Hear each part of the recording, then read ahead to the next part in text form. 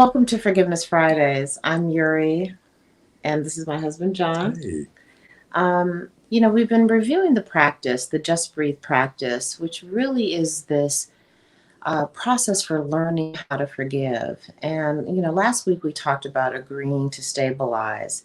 That's one of the harder ones for me, to be honest with you, because it was hard to get emotions in check.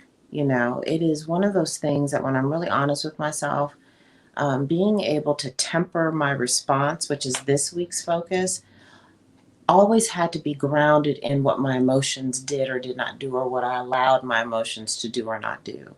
And so that ability to agree to stabilize is really important to tempering your responses.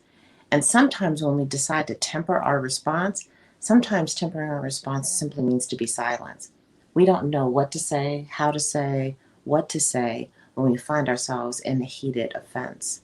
And sometimes silence is the best way to temper our response. right. And like agree to stabilize, the agreement is between you and God Yeah. and you and yourself, so that the next step that you take, you'll want to make it measured, you'll want to make it focused, and you'll want it to deal specifically with the one thing that you're dealing about right now, Right. Instead of that you're dealing resisting, with. making it bigger, which, sort of like lumps everything together. But the scripture for this week is a familiar one, but I really want it to sort of marinate and really abide in your spirit. And that's Proverbs 18:21. And I'm going to do the amplified of that. And that is, death and life are in the power of the tongue, and those who love it and indulge it will eat its fruit and bear the consequences of their words. It's the amplified version. And that's really powerful because, life and death in the tongue means the things that we say we cannot bring back. They land, they hit people. And so, even though we are offended, it says in our anger, do not sin, because there is life and death in the tongue if we respond to the thing that we're feeling right in the heat of that emotion.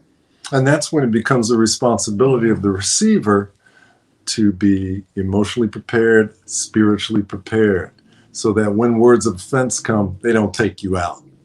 You hear them, you Yeah. feel them, but you don't have to respond in anger. You don't have to respond with passive aggressiveness. You can temper your response, make the choice, and then respond accordingly. Because at the end of the day, I mean, like for real, if we really believe that all things work together for our good, we'd never be upset. We'd never be concerned. We'd never worry. But our emotions are real, and we have to recognize that. And that's why we have to make a conscious decision that in our mouth, we don't say something that would make that situation escalate or be even worse, because we believe in God's promises over the pain of that situation. So temper your responses when you find yourself in a situation where emotions are running high. You'll be glad you did. God bless.